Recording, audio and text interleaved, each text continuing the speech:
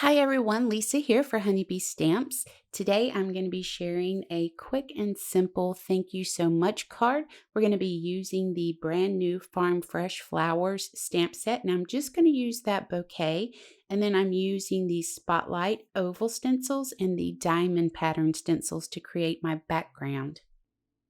So to get started, I have a piece of white cardstock that I've cut to 4 inches wide by 5¼ inches tall. I'm going to add some purple tape to the back side of that so that I can lay this spotlight oval stencil down over that cardstock. And then we're going to come in and lay down the smaller diamond pattern stencil over this. And then we're going to do a little bit of ink blending. Okay, so I'm using peach ink and a yellow ink, and I'm going to keep this real soft. I don't want it to be harsh. So just a real light blend of these two colors over the diamond pattern stencil, and then we'll be done with our background. So I have a piece of 80-pound smooth cardstock in my MISTI, and then I'm going to go ahead and stamp the images using Memento Tuxedo black ink. I'm just going to stamp them a couple of times because this is a new stamp I have not used yet. So I want to make sure that I get a nice solid stamped image with this.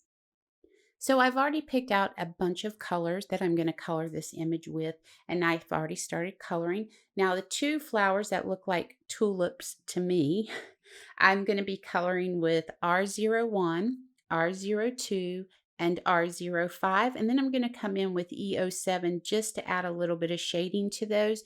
And I'm just working from laying down my lightest color and then the medium shade, then the dark shade, and then working back through my colors.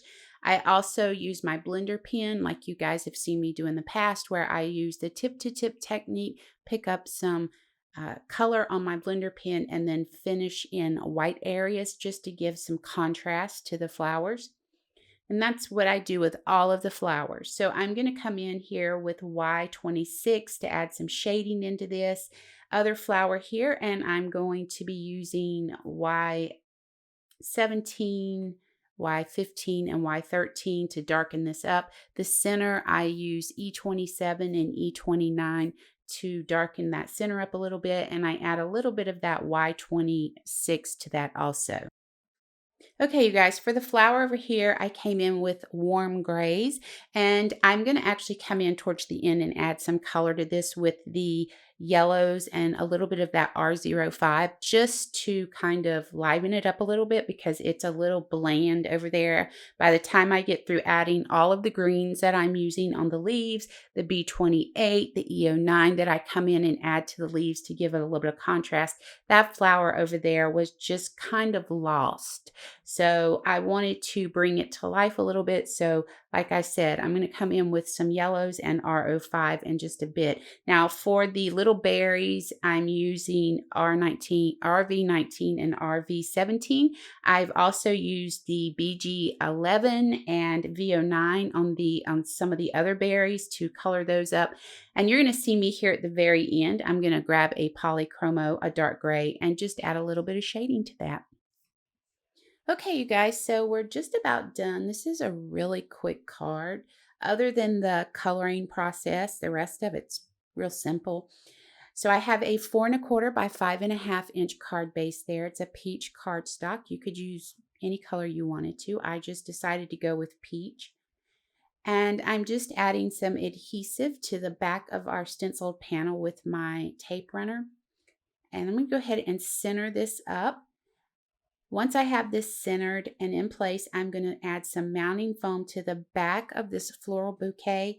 I'm also going to add a foam adhesive strip to the back of our sentiment so I can place that in the bottom left corner right there. Half of it overlaps on our floral bouquet, so I put a little bit of liquid adhesive on the back of that too. Then I'm just going to come in with some sequins and add those to my card. And I do believe that's going to bring us to the end of this video. I really appreciate you joining me. I hope you'll click the subscribe button and ring the bell to be notified of new content to the channel. Now, for more information on the products used, head over to the Honeybee Stamps website, and I hope you have an amazing day.